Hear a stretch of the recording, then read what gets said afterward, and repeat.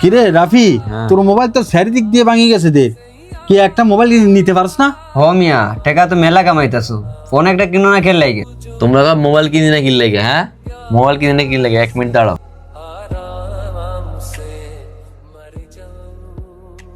কি রে ভাই, তোমার কাছে 16 আর 15 কি নতুন নিছো না?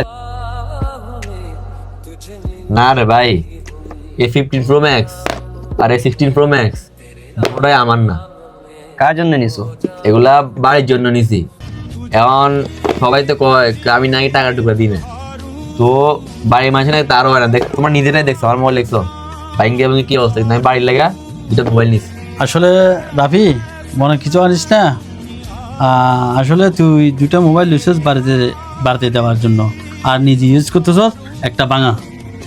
তো আসলে আমাদের প্রবাসের জীবনটাই যে এরকম, আমাদের দুঃখ কষ্ট কেউ বোঝে না।